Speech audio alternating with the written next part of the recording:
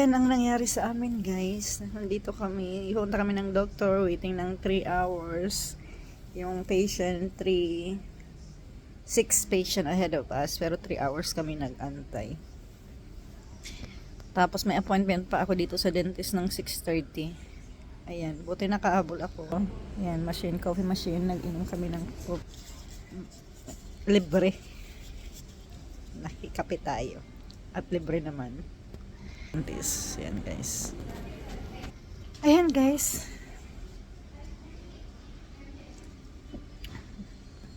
Guys. Kasi yung bata na ito ng baka parang may nervous ang bata. Kaya tumawag sila ng ambulansya para stay doon.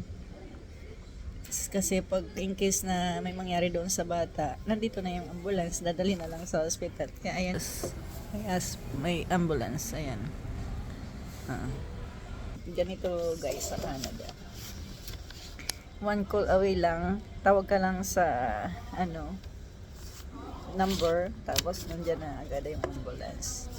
At kanila. So yan ang magandang privilege naman dito sa Canada. Health. Kaya lang, pag pumunta naman ng ang tagal mag-antay guys. Kaya kailangan talaga sa yung family doctors mo para ka ng appointment, madali agad. So waiting tayo. Nilinisan na si Elijah. Siguro maybe 40 to 1 hours ang waiting. Ang oras pala ngayon guys, na? 6:37 na. So wala kaming pagkain, bibili tayo mamaya ng pagkain. Okay? Guys, sinong gusto ng pantalon? Maghanap tayo. Ito cute guys, oh. Hindi tayo bagay niyan.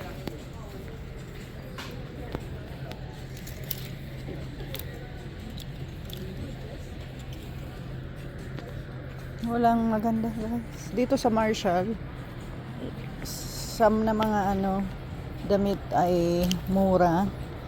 Ito pang winter, oh. Empty.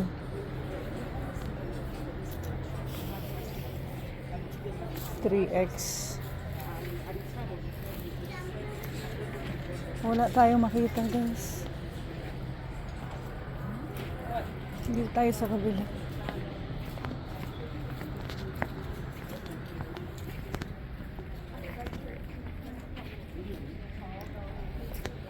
Wala pang matanda na to guys. I went there and they didn't have appointments.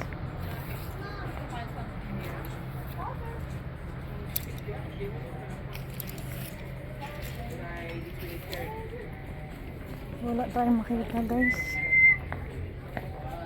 Where are you? I lost you.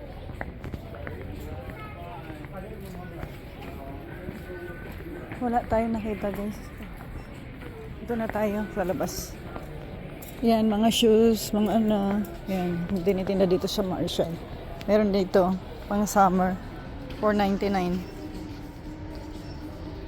Pang summer barbecue. Upuan. Cute siya. Hey guys, thank you for watching. Hope you enjoy. See you next time. Bye!